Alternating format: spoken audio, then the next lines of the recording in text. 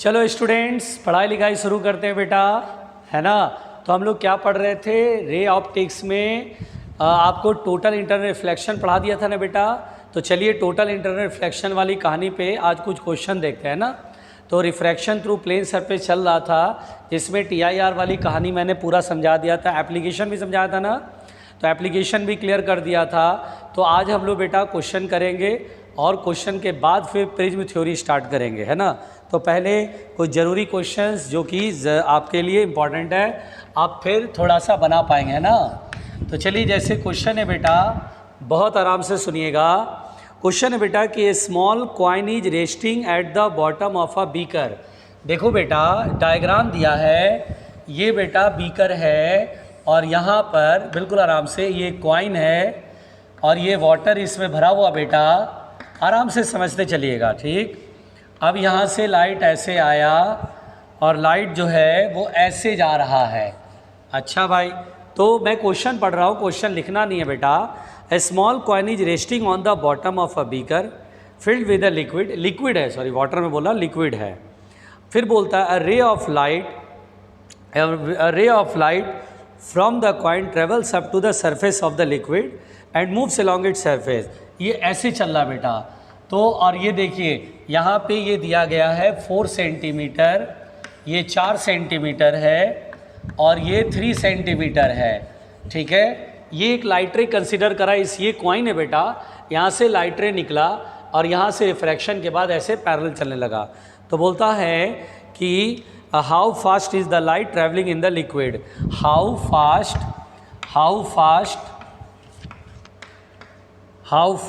Is the light, how fast is the light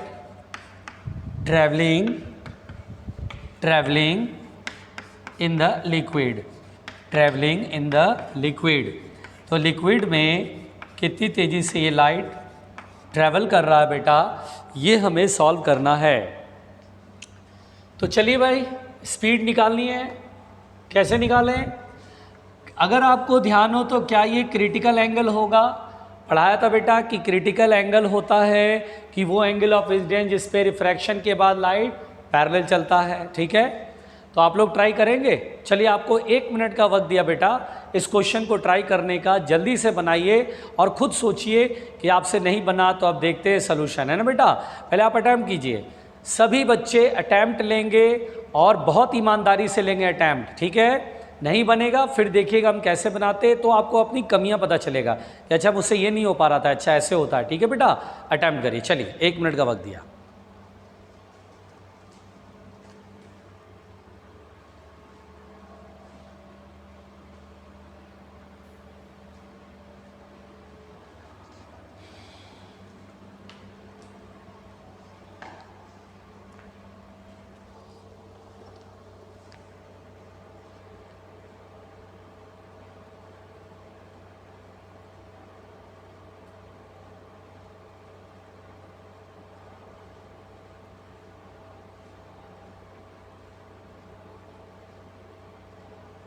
हो गया, बनाया, बुद्धि लगाया। चलिए अब मैं बताता हूँ, देखिए अब सभी लोग ध्यान दीजिएगा। यहाँ पर बेटा ये जो क्रिटिकल एंगल है इसका फॉर्मूला क्या, साइन सी इक्वल टू 1/μ, क्योंकि बाहर है एयर और ये लिक्विड है, इसका रिफ्रैक्टिव इंडेक्स म्यू और सी की वैल्यू है ना बेटा। तो पहले तो लिख लीजिए साइन सी इक्वल टू 1/μ, ठीक है। और क्रिटिकल एंगल की वैल्यू अगर आप ध्यान दीजिए, अगर ये सी है तो ये क्या, ये भी सी होगा, यस। ऑल्टरनेट एंगल सी तो सी, 3, 4, 5, तो क्या ये 5 सेंटीमीटर होगा। राइट एंगल ट्रायंगल में ऑब्वियस सी बात है, अगर ये 3 है ये 4 है तो ये 5 होगा।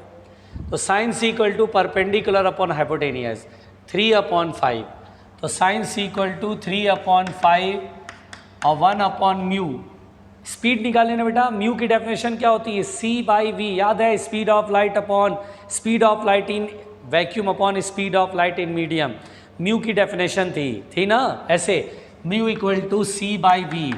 तो यहाँ पर बेटा C/V, हमें V निकालना है तो V बराबर हो जाएगा 3C/5। बस अब वैल्यू पुट कर लो, स्पीड ऑफ लाइट होगा 3 × 10⁸ और अपॉन 5 9/5 और 9/5 यानी 5 1 जा 5 4 है ना, 5 8 जा 40। देखिए 1.8 × 10⁸ मीटर पर सेकेंड इज़ द स्पीड।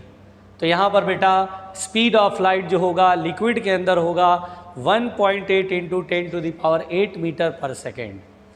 आई बात समझ में? बहुत आसान है, घबराना नहीं है, ठीक है।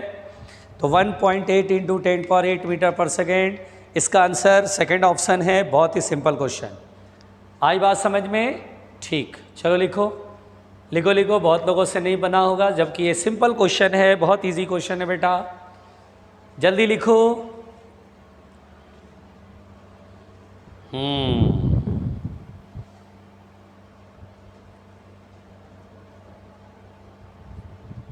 हो गया?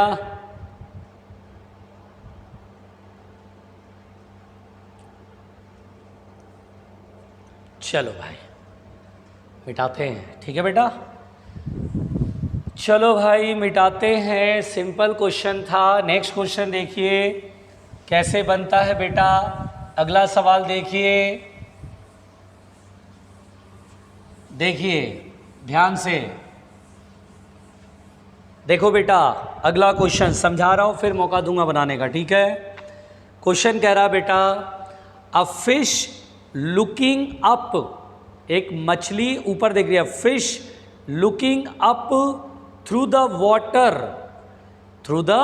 Water sees the outside world. यानी बेटा आपको अगर याद हो तो ये मछली अगर ऊपर की तरफ, बाहर की तरफ ऊपर देखिएगी आउटसाइड वर्ल्ड को, तो मैंने आपको बोला था कि क्या इस तरह से एक ऐसे करके बिल्कुल इस तरह से सर्कुलर एरिया में ही सारी दुनिया देख पाएगी, बाहर का आउटसाइड वर्ल्ड, सारा जो बाहर का नज़ारा है बेटा वो ये एक सर्कुलर एरिया में देख पाएगी।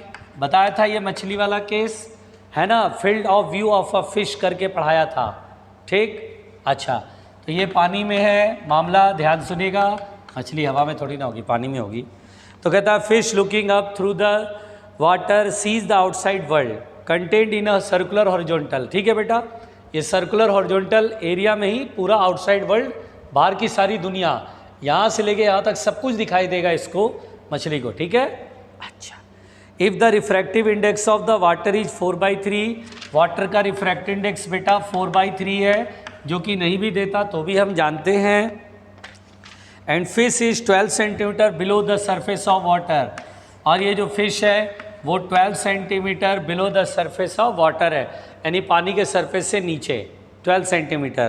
तो बोलता है radius of the circle in centimetre, हमें बताना है find radius R in centimetre, find radius R in centimetre. ये क्वेश्चन है बेटा, आप अटैम्प्ट लेंगे या मैं शुरू हो जाऊं? घबराना नहीं बेटा, आप अटैम्प्ट लेंगे या मैं शुरू हो जाऊं? चलिए अटैम्प्ट लीजिए, घबराई नहीं, अटैम्प्ट लीजिए, चलिए अटैम्प्ट लीजिए, कोशिश करिए।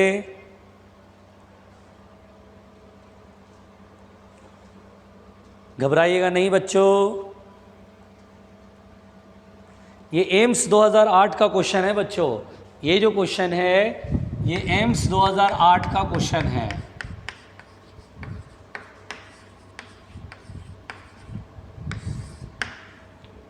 ठीक है, चलिए बनाइए जल्दी।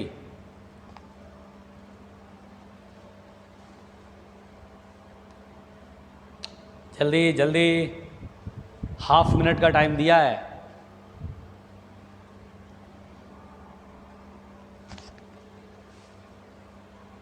हो गया? चलो अब ध्यान दो बेटा, कैसे बनाएंगे रेडियस। याद है आपको रेडियस का फॉर्मूला? रेडियस का फॉर्मूला याद है? जल्दी बताओ। अच्छा, अगर भूल गए तो क्या करोगे? पहले तो रेडियस का फॉर्मूला r बराबर h/√μ² - 1 ऐसा करके समझाया था। भूल गए तो क्या करोगे? तो यहाँ पे c मानेंगे और इसको c मानेंगे और साइन c = 1/μ रख लेंगे। अरे भाई बोलो, यहाँ से tan c लिखेंगे r/h, साइन c = 1/μ से tan c निकालेंगे और वैल्यू पुट कर लेंगे। खैर ये सब कुछ मैंने सिखाया, नहीं पढ़ा हुआ है तो रिवीजन कर लो। अब ध्यान दीजिए, r एच की वैल्यू कितना है, सेंटीमीटर में रखो क्योंकि रेडियस सेंटीमीटर निकालना है।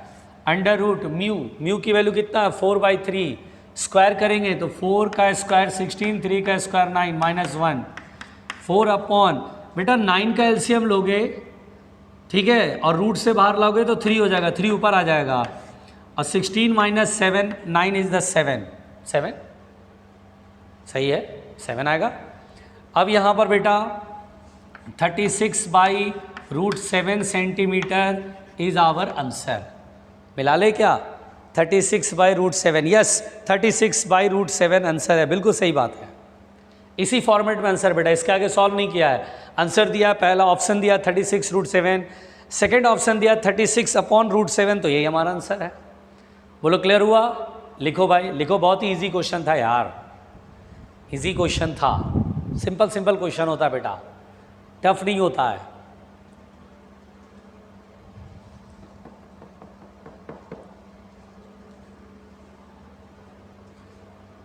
चलो भाई मिटा दूं,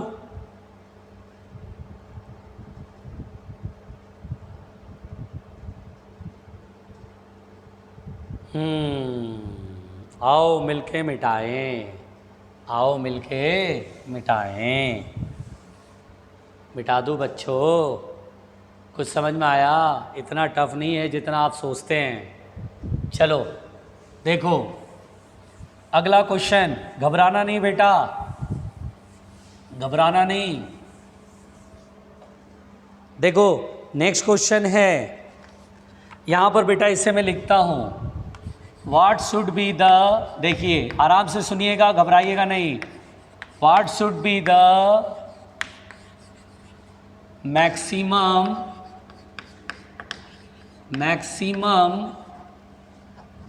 acceptance angle,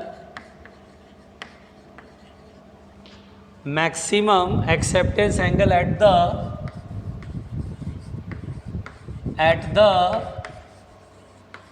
air core interface of an optical fiber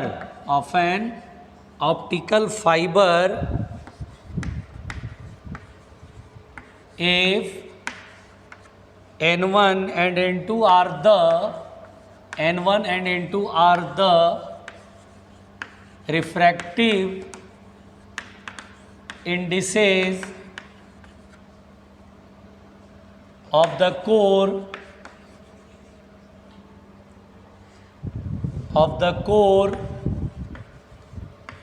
and the cladding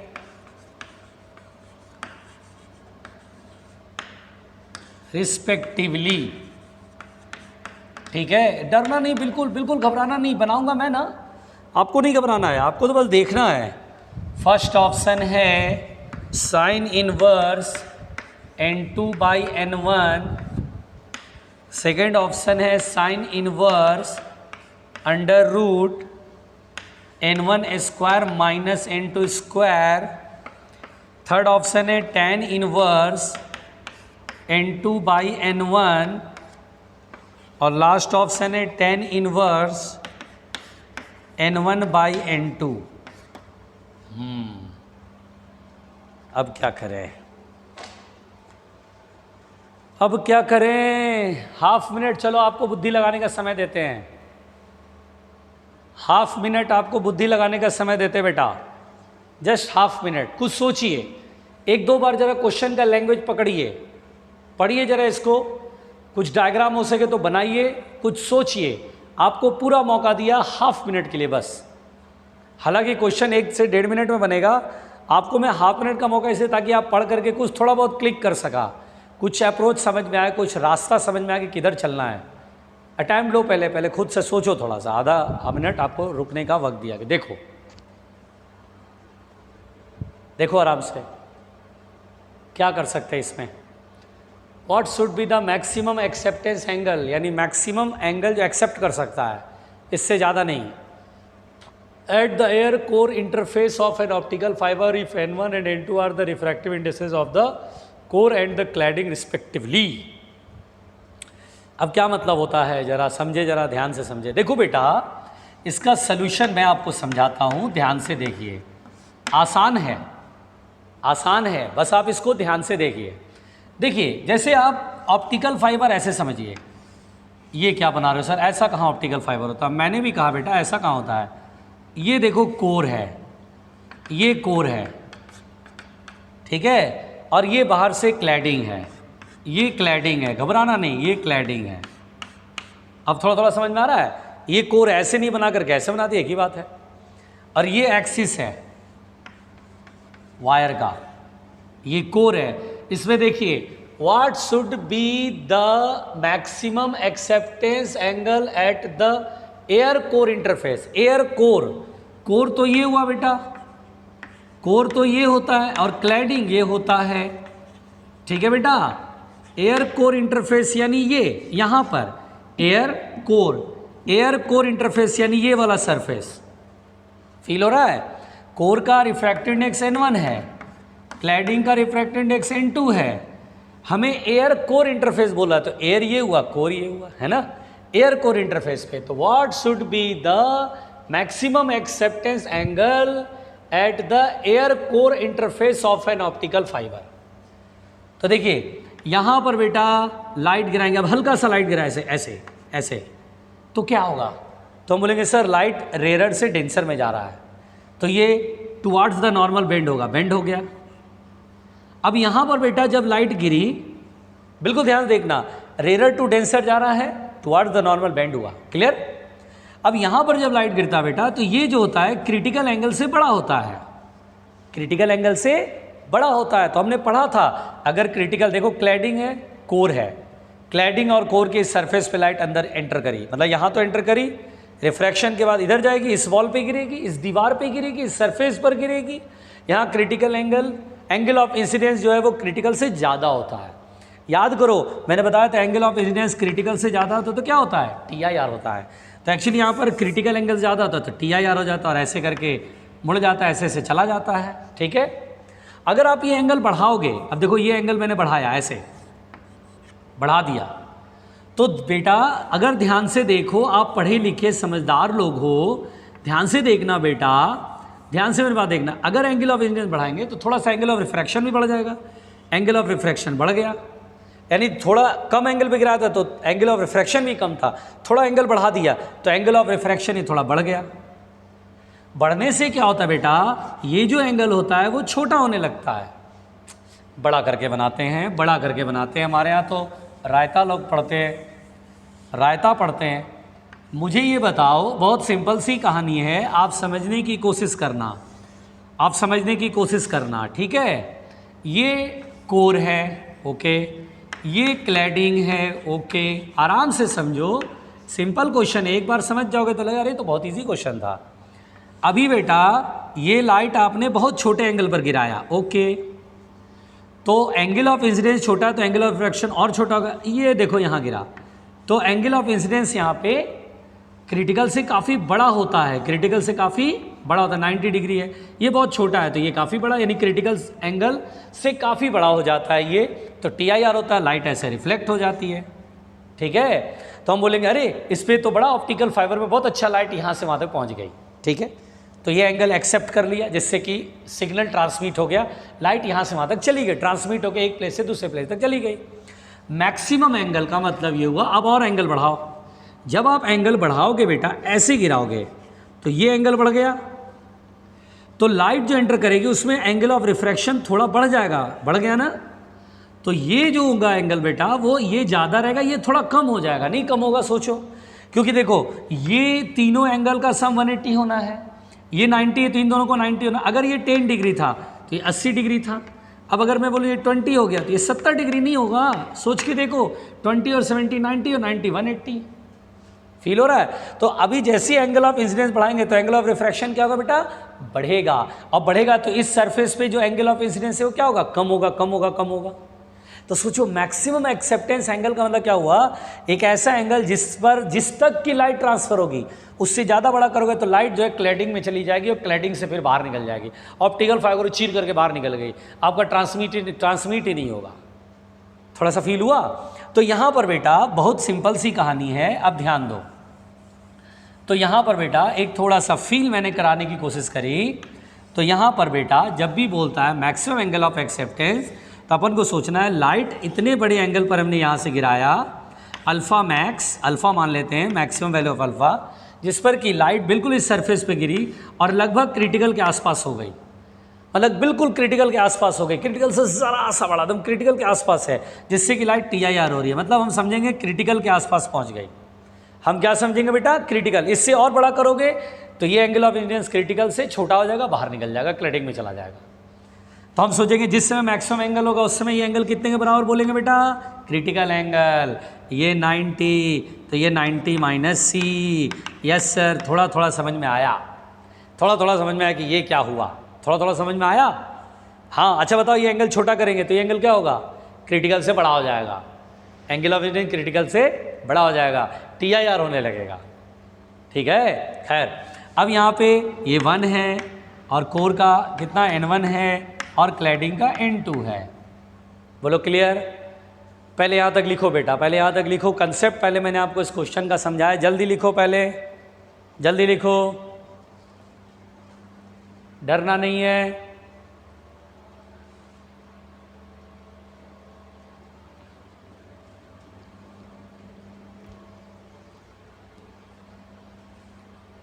लिखो लिखो लिखो, गौर से लिखो।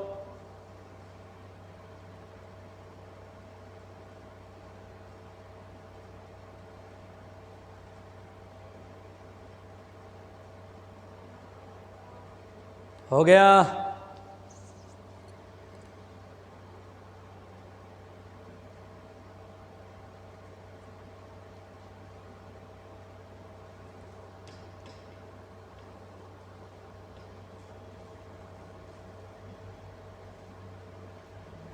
चलो यहाँ पर बेटा इधर मिटा दूँ, क्वेश्चन मिटा देता है ना, आप लोगों ने लिख लिया होगा। चलो मैं क्वेश्चन मिटा देता हूँ, ठीक।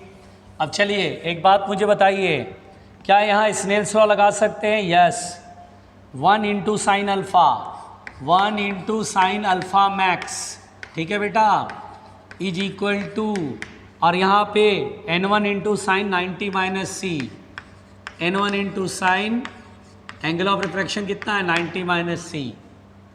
अब देखो बेटा साइन अल्फ़ा मैक्स, घबराना नहीं, मैं यहीं पर हूँ। N1 into sine 90 minus C कितना होगा? Cos C। ठीक, अब अगर आप गौर से देखो बच्चों, अब अगर आप गौर से देखो बच्चों, तो कॉस C की वैल्यू कैसे निकालेंगे? तो हम जानते हैं यहाँ पर साइन C, साइन C की वैल्यू बताओ बच्चों। इस सरफेस पे क्रिटिकल एंगल देखो, बाहर रेयर होगा या डेंसर होगा, बताया था।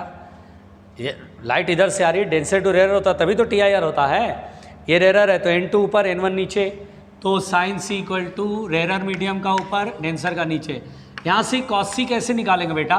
ऐसे ट्रायंगल बना लेते हैं, परपेंडिकुलर अपॉन हाइपोटेनियस, C के सामने परपेंडिकुलर N2 हाइपोटेनियस N1। तो बेस निकालने के लिए पाइथागोरस थ्योरम लगाएंगे, N1 square minus N2 square.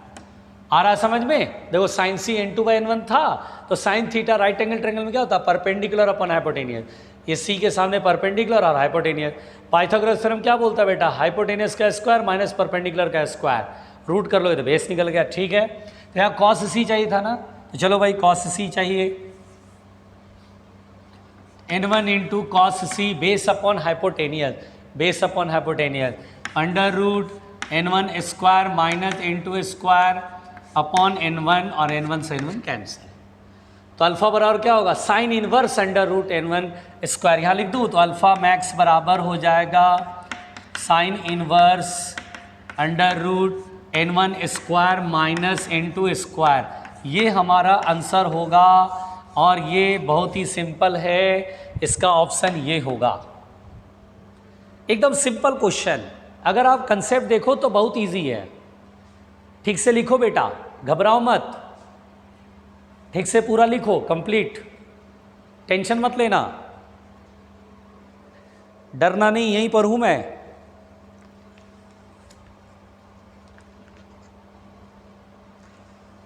और भी करते हैं बच्चों, पहले इतना तक तो लिख लें, पहले इतना तक तो लिख ही लें,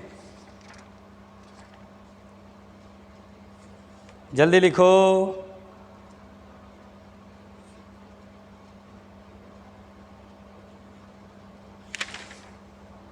खैरियत पूछो कभी तो कैसे पूछो तुम्हारे,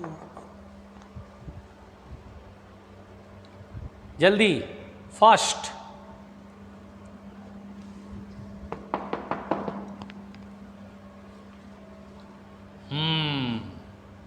मिलकर मिटाए बच्चों, चलो मिटाते हैं।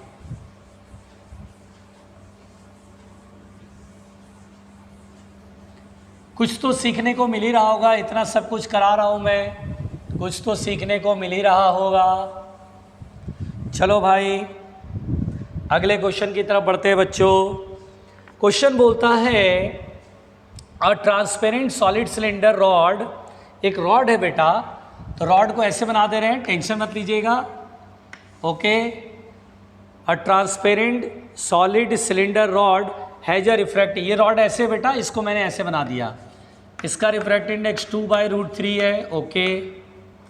It is surrounded by air, a light rays incident at the mid of one of the end of the rod as shown in figure, और रॉड के एक एंड के मिड में ऐसे लाइट गिरती है, ओके, थीटा एंगल पर, ठीक है भाई। तो बोलता है the angle incidence theta for which the light ray grazes along the wall of the rod, find the incident angle theta, incident angle theta for which the light ray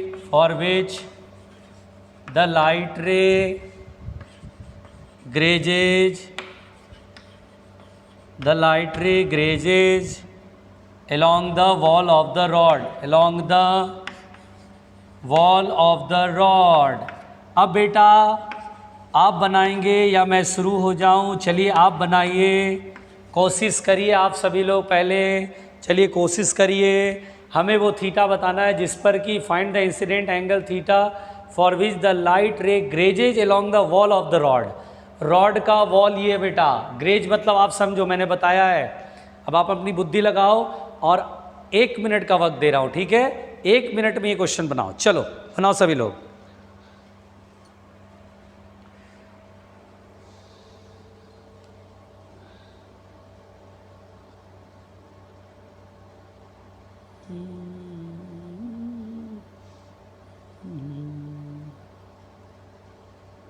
दिल मेरा देखो न मेरी हैसियत पूछो, तुम्हारे बिन दीवाने का।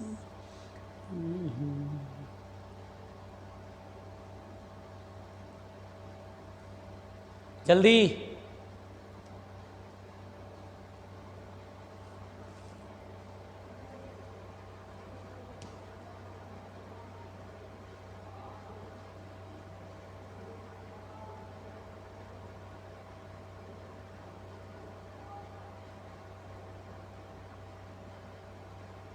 चलो बना दूं बेटा,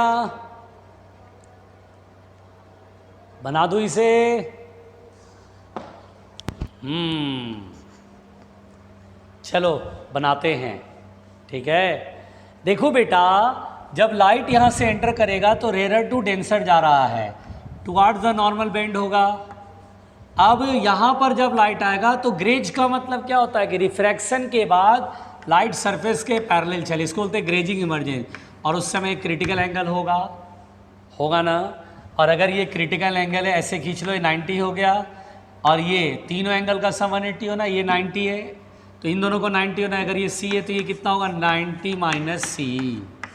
और देखो बेटा बहुत सिंपल है, यहाँ पे स्नेल्स लॉ लगाओ और उत्तर पाओ। पहले क्रिटिकल एंगल निकाल लो, क्या sin C = होगा 1/μ, आर एयर है इसलिए 1/μ। म्यू कितना बेटा, 2/√3। अरे ये तो √3/2 हो गया, √3/2 का मतलब क्या होता है, 60 डिग्री। अरे ये तो क्रिटिकल एंगल 60 डिग्री है, और अगर ये 60 है तो ये कितना होगा, इसको मिटा दो, अगर ये 60 है तो ये कितना होगा 30। अरे भाई ये तो 30 होगा।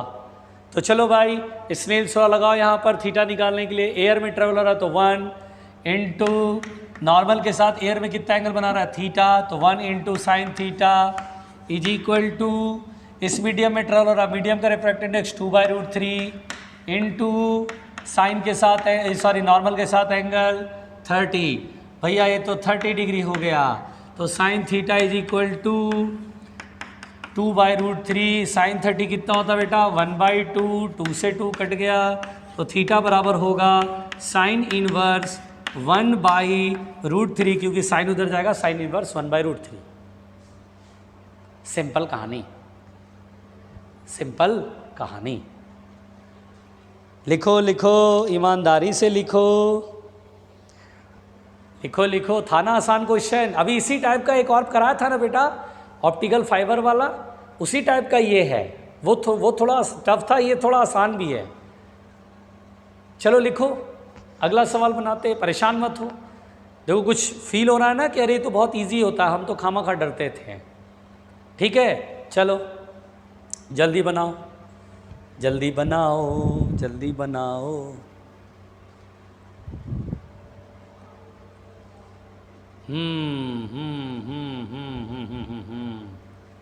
जल्दी, घबराने का नहीं भाई, घबराने का नहीं भाई, आसान है।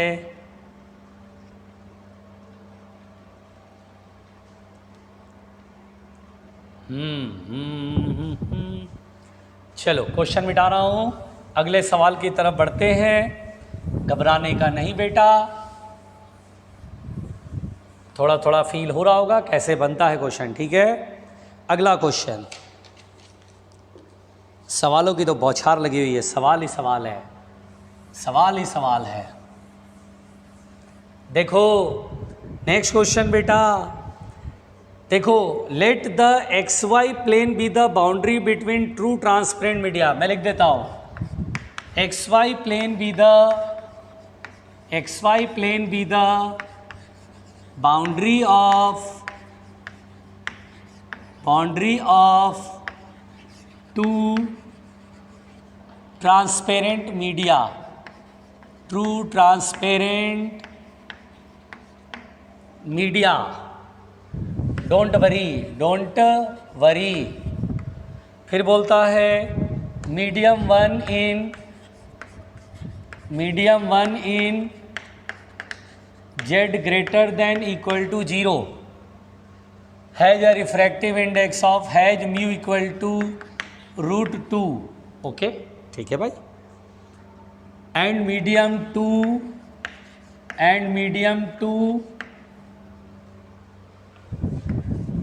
with z less than 0 has mu equal to √3, refractive index √3 है।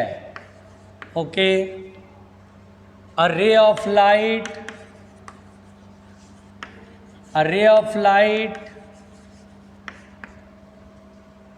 in medium 1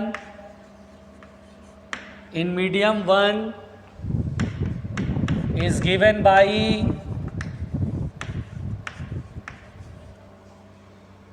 a vector equal to 6√3 I cap plus 8√3 j cap minus 10 k cap. Okay, is incident on the surface separating the two media. ठीक है बेटा, incident on the surface separating the two media. घबरा मत जाना, बनाऊंगा मैं ही। Separating the two media, okay, डरने का नहीं। Find the angle of refraction in medium 2। Find angle of refraction in medium 2। Angle of refraction in medium 2, लाहौल वाला कुव्वत। ठीक, ऑप्शन लिख दूं? चलो ऑप्शन भी दे देता हूँ। 45 degree 60 degree, 75 degree and last है 30 डिग्री। बनाइए। देखिए जाहिर सी बात है आप ये क्वेश्चन देख के तो डर गए होंगे, इतना बड़ा क्वेश्चन। बेटा लैंग्वेज इतना बड़ा है, आप पढ़ते पढ़ते समझ जाओगे बहुत छोटी सी चीज़ दी गई है। पहले बुद्धि तो लगाओ, बुद्धि लगाओ please, use your unused mind, अपना गोबर वाला बुद्धि लगाओ। बना लोगे, बस याद रखना बना लोगे।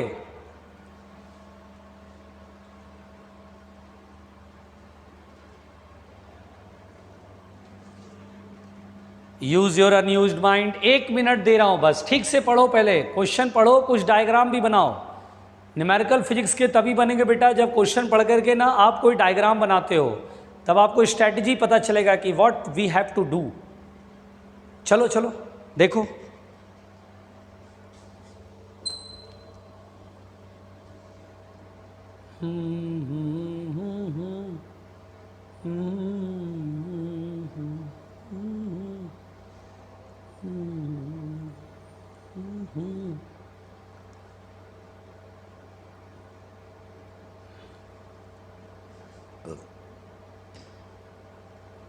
XY plane be the boundary of two transparent media. अच्छा, दो ट्रांसपेरेंट मीडिया में जो सरफेस है वो XY प्लेन में है।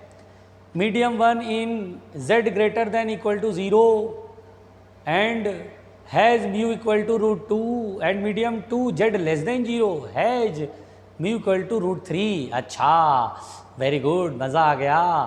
ठीक है, रे of light in medium 1 is given by this is incident on the surface separating the two media, find the angle of refraction in medium 2।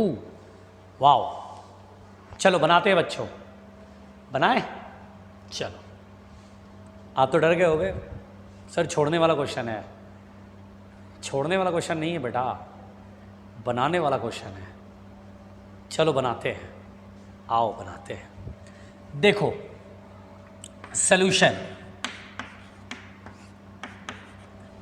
XY plane be the boundary of two transparent media.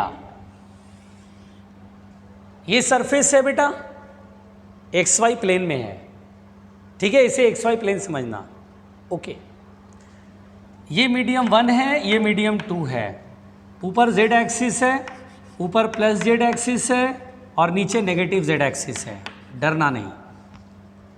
चलिए, तो XY plane be the boundary of two transparent medium, two transparent media. Medium 1 in Z greater than equal to 0, मतलब Z greater than 0 मतलब positive, positive Z negative, ये first medium है। Has mu equal to √2, इसका refract index √2 ले लीजिए, इसे मैं μ1 बोल देता हूँ और इसे μ2 बोल देता हूँ। सेकेंड मीडियम के रिफ्रैक्ट इंडेक्स कितना है, and with Z less than 0 has mu √3। ठीक है भाई, चलो √3 है। अब उसके बाद बोलता है रे of light in medium 1 is given by, देखो बेटा 6√3 आई कैप, यानी एक्स एक्सिस की तरफ प्लस में, वाई एक्सिस की तरफ प्लस में, है ना, जेड एक्सिस की तरफ माइनस में। आप ऐसे करके एक वेक्टर सपोज कर लो बेटा, देखो इसका एक्स कंपोनेंट प्लस में, वाई कंपोनेंट प्लस में और जेड कंपोनेंट नेगेटिव तरफ है, नीचे की तरफ है। ठीक है बेटा, घबरा मत जाना, मतलब ये रे नेगेटिव की तरफ। तो ये ए वेक्टर मैंने बना दिया। ओके, यानी समझो लाइट रे ऐसे आ रही है बेटा, घबराना नहीं, बिल्कुल मत घबराना।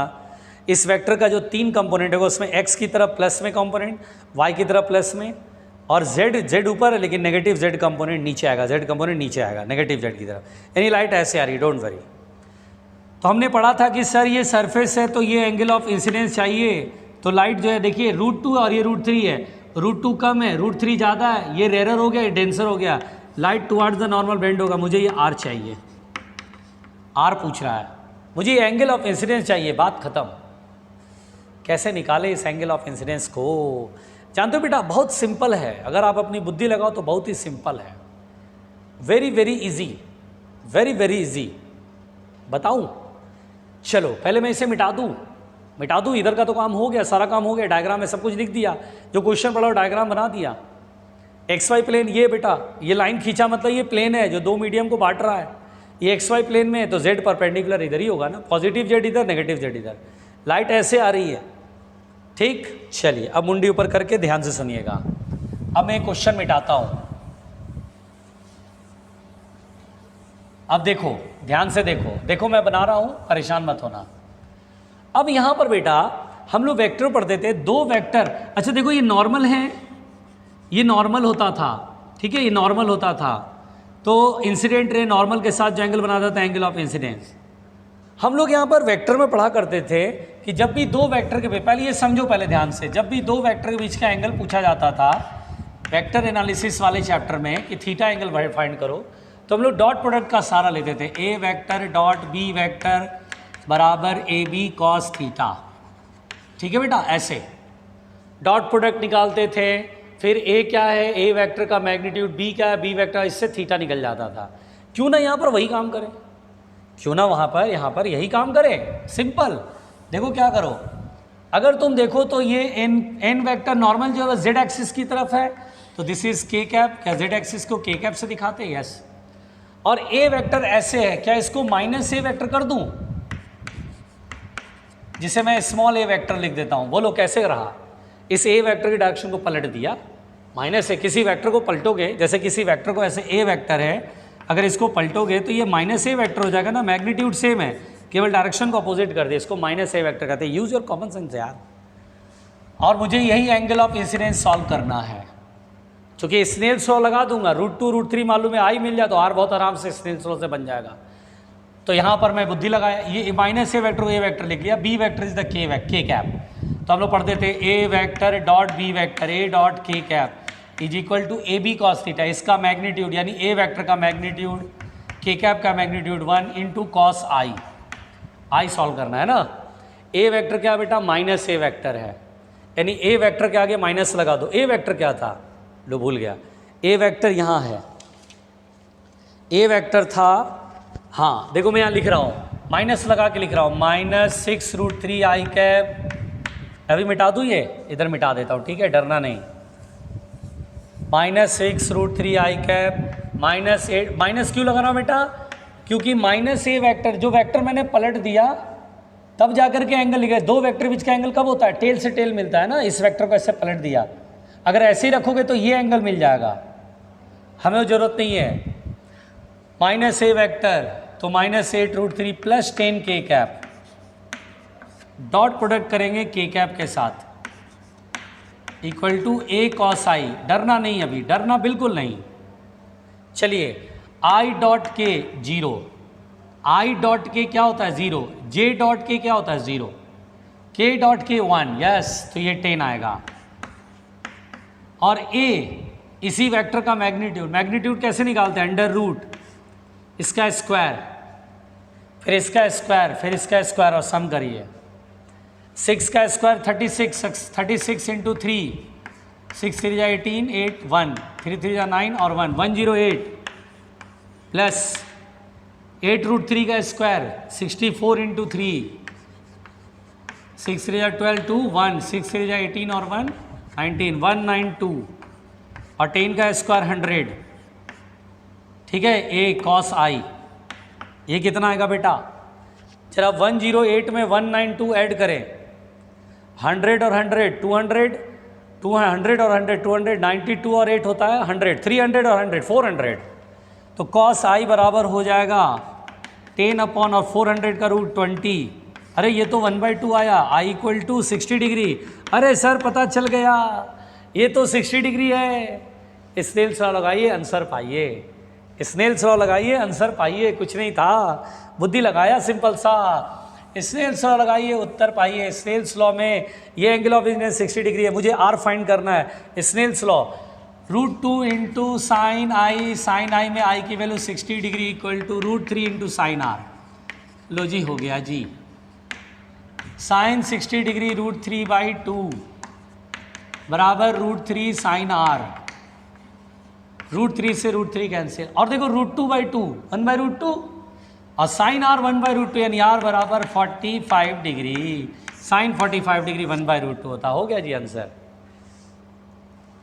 हे भगवान ये क्या कर दिया सर ये क्या कर दिया आपने, रायता फैला के रख दिया। डरना नहीं है बच्चे, डरना नहीं है, हैव सम कॉमन सेंस, बुद्धि लगा के मैंने बना दिया। बुद्धि लगा के मैंने बना दिया, बुद्धि लगाकर मैंने बना दिया। बहुत लोगों को ये नहीं समझ में आएगा कि सर ये माइनस ए वेक्टर क्यों करा, क्योंकि बेटा दो वेक्टर के बीच का एंगल ये हो ही नहीं सकता। एक वेक्टर का हेड दूसरे का टेल, ये एंगल नहीं हो सकता। एंगल के लिए टेल टेल मिलना चाहिए। इसको पलट दो, ए वेक्टर को उल्टा कर दो, माइनस ए वेक्टर, और ये के कैप, क्योंकि ये जेड एक्सिस की तरफ है तो के कैप, और ये एंगल आई। अब दो वेक्टर बीच का टेल टेल मिल रहा है, यही एंगल दोनों वेक्टर बीच का एंगल भी कहलाएगा। और दो वेक्टर बीच का एंगल डॉट प्रोडक्ट से होता है। इसको मैंने ए वेक्टर लिखा, ए डॉट बी, बी क्या है के का, बराबर ए बी कॉस थीटा। इसका मैग्नीट्यूड एक ही बराबर, मैग्नीट्यूड सेम है, डायरेक्शन बदल गया, नेगेटिव साइन का डायरेक्शन अपोजिट है ए, और इसका मैग्नीट्यूड 1 यूनिट वेक्टर है। के cap is a unit vector, इसका मैग्नीट्यूड 1 कॉस थीटा आई। ए वेक्टर का मतलब माइनस ए वेक्टर, जो भी ए वेक्टर दिया उसमें माइनस लगा दीजिए। 6√3 प्लस में था, 8√3 प्लस में था, तो माइनस माइनस यहाँ प्लस हो गया। आई डॉट के 0 होता है बेटा, ये डॉट प्रोडक्ट में पढ़े थे, जे डॉट के 0, के डॉट के 1, यस 10 1 जा 10। और ए वेक्टर का मैग्नीट्यूड, इसका मैग्नीट्यूड निकालो, कैसे निकालते हैं, अंडर रूट करके। 6 का स्क्वायर 36 इंटू √3 इंटू √3 का स्क्वायर 3, 108 192, इसका आएगा 192, स्क्वायर करोगे 10 का स्क्वायर 100, ये पूरा मैंने लिखा, अंडर रूट करा, ये पूरा 400 आएगा बेटा। 400 का रूट 20 होता है, 400 का स्क्वायर रूट 20 होता है, तो 20 नीचे गया, 0 0 कट गया, 1/2 60 डिग्री, कॉस 60 डिग्री 1/2 होता है। चलिए लिखिए, जल्दी लिखिए, लिखिए लिखिए लिखिए, आपको मौका दिया लिखने का, मौका दिया बेटा लिखने का, जल्दी लिखो, घबराओ नहीं, बस खोपड़ी लगाना है, खोपड़ी लगाओ उत्तर पाओ, यही क्वेश्चन है बेटा, खोपड़ी लगाओ उत्तर पाओ। अगला क्वेश्चन, बनाओगे या डरोगे, बनाओगे या डरोगे,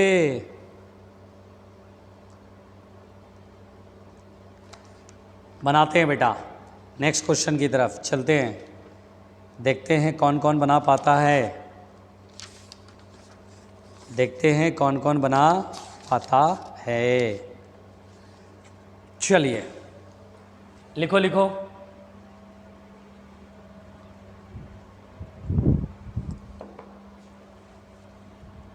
चलो मिटा दूं,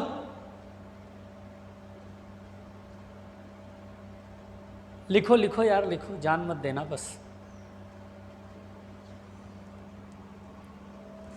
दिल दिया गल्ला है करांगे रोज रोज बह के अखिया मोहब्बत मेरा।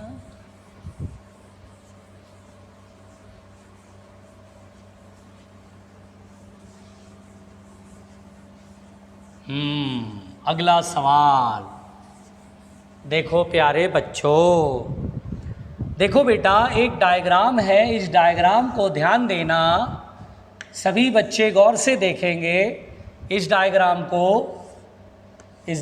को सभी बच्चे गौर से देखेंगे बच्चों, ए बी और सी, ठीक है बेटा, डरने का नहीं। अब क्या बोलता है क्वेश्चन पढ़ते हैं, ठीक है। अ ग्लास प्रिज्म, बेटा ये प्रिज्म है जिसका रिफ्रैक्टिव इंडेक्स 1.5 दिया है, टेंशन मत लेना, हमने पढ़ा तो रही सर, अरे टेंशन मत लो, उसका कोई यूज़ नहीं है। इस डिप्ड इन वाटर, वाटर में डुबाया जिसका 4/3 है, ये वाटर है, ये ग्लास का है, ठीक है। चलिए, a light rays incident normally on the surface A B पर नॉर्मली गिरती है लाइट। बताओ बेटा अगर लाइट ए बी सरफेस पे नॉर्मली गिरेगी तो कैसे जाएगा, बिना डेविएट हुए सीधा अंदर, ऐसे ऐसे ही हुआ ना, यस सर। तो बोलता है it reaches the surface B C, यहाँ से रिफ्रैक्शन पे यहाँ चलेगा, यहाँ से फिर बी सी पे पहुँच गया।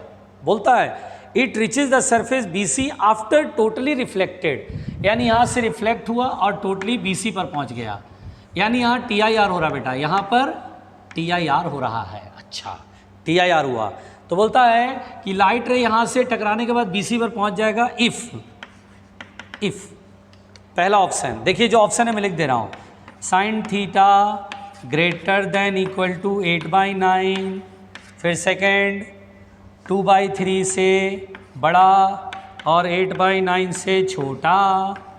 उसके बाद third sine theta less than equal to 2/3 और फोर्थ नन, ऐसा पॉसिबल नहीं है बोल रहा है, नॉट पॉसिबल या नन लिख दे रहा हूँ। चलिए भाई यहाँ पर TIR हो रहा है, ये नॉर्मल ऐसे होगा, ये एंगल कितना होगा, अगर ये 90 है, ये थीटा है, तो ये एंगल कितना होगा बेटा देखना ज़रा, ये 90 है, ये थीटा है, तो ये एंगल कितना होगा 90 माइनस थीटा होगा, क्योंकि इन दोनों को 90 होना पड़ेगा, अगर ये थीटा है तो 90 माइनस थीटा, और ये नॉर्मल है पूरा 90, तो ये थीटा होगा। अगर यहाँ पे लाइट टोटल इंटरनल रिफ्लेक्शन हो रहा है तो क्या theta should be greater then और इक्वल टू सी। देखो बेटा जब भी ऐसी इनइक्वलिटी दिखाई दे, इनइक्वलिटी दिख रहा है बेटा ग्रेटर देन इक्वल टू या ग्रेटर देन लेस देन का साइन हो, तो हमेशा सोचना TIR की कंडीशन मैंने बताया था ना, TIR की कंडीशन बताया था, याद करो कॉपी में लिखा हुआ, मैंने आपको लास्ट टाइम बताया था।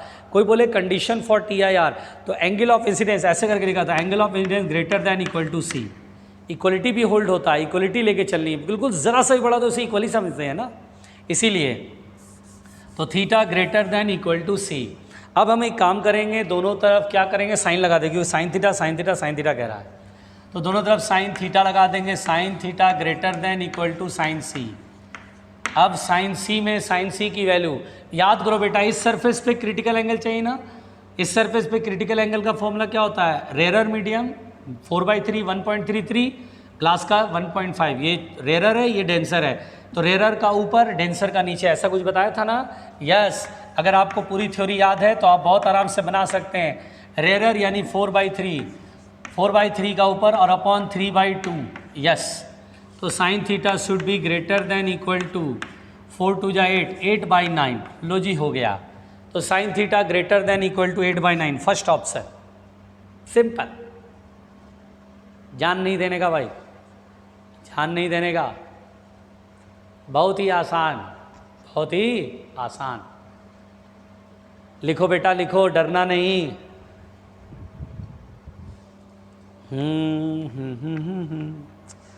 जल्दी बनाओ जल्दी बनाओ जल्दी बनाओ। कुछ लोग बेचारे हैरान परेशान, कुछ लोग बेचारे हैरान परेशान। अगला क्वेश्चन, चलो देखते हैं, चलो देखते हैं अगला क्वेश्चन।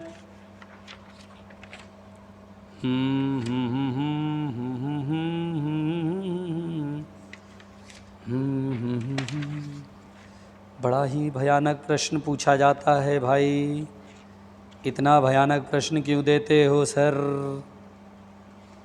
इतना भयानक प्रश्न क्यों देते हो सर। हो गया बेटा,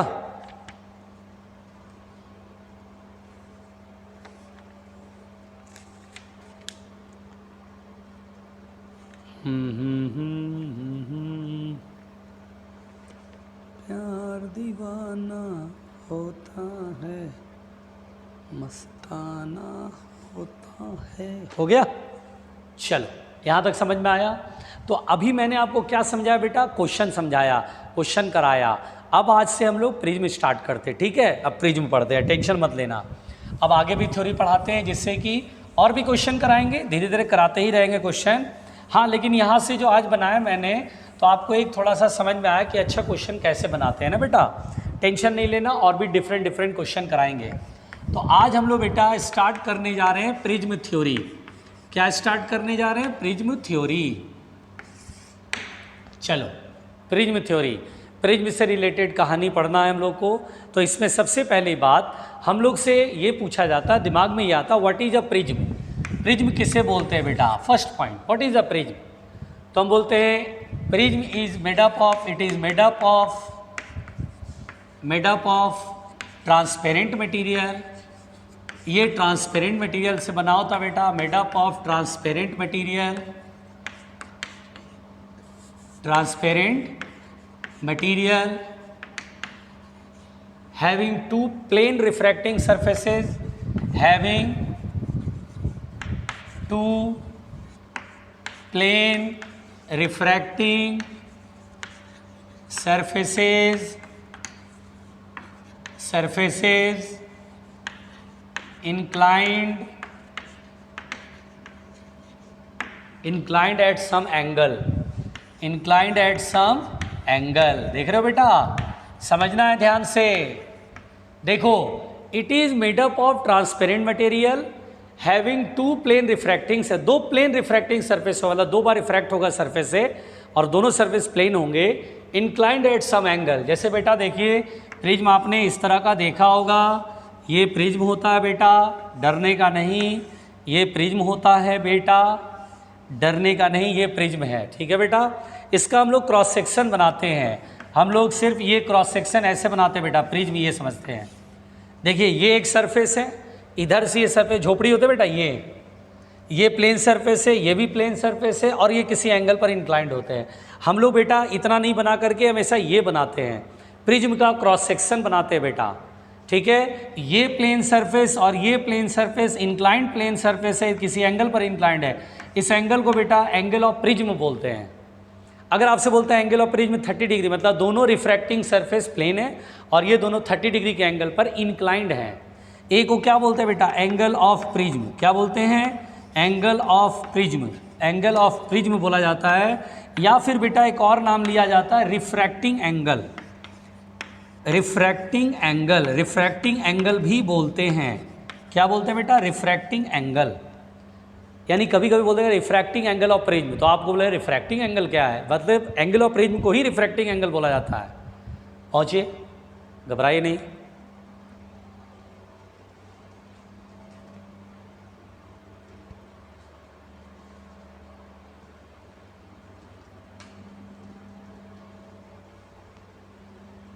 हो गया, दीवाना है मस्ताना होता है।